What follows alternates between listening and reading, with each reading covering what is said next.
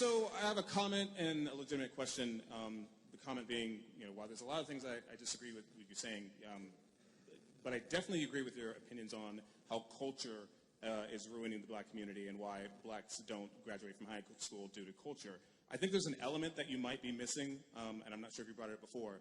In the late 60s, early 70s, or late 70s, early 80s, when CIA introduced crack into the black community, which started a snowball effect of, blacks being overly criminalized for drug possessions, black fathers leaving the home and not sticking around, which led into, in the 80s of black children being being brought up without fathers, with mothers not being able to give them proper discipline. And while I do agree today that black communities suffer, for not having fathers in the household, but equally due to the culture around them. Like I suffered from it myself.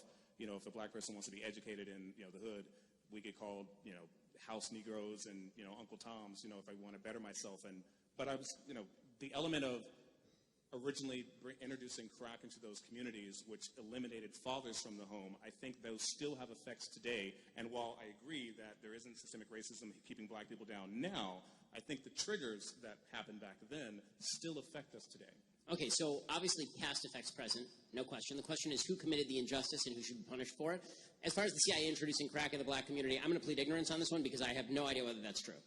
Okay, but I will say that when it comes to single motherhood in the black community, that did not start in the 1980s with crack. That started in the mid-60s with the increase in welfare. The increase in the welfare state dramatically increased the level of single motherhood in the black community.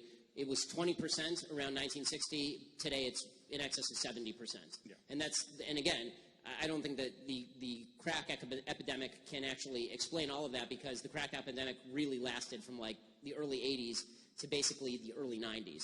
And you've seen it continue, single mothers continued to grow actually in the black community. It's sort of stabilized now, but it continued to grow for a long while after that.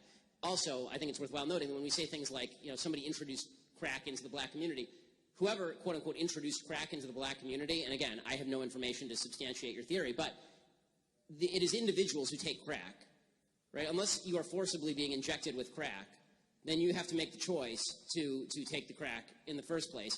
And it's also worth noting that there were a lot of black legislators in the inner city who were looking for harsher sentences on crack cocaine, specifically because it was an epidemic in the inner city and was ruining a lot of lives. So the only way I think that when it comes to the single greatest intergenerational poverty statistic, the only way to walk this back is not through reparations, I think. It's through it really is through culture. It's through reinculcating the idea that fathers need to stick around, and you're a bastard if you don't stick around after you father a child. Absolutely. So my question... And that's true for white, black, or green. It doesn't matter to me.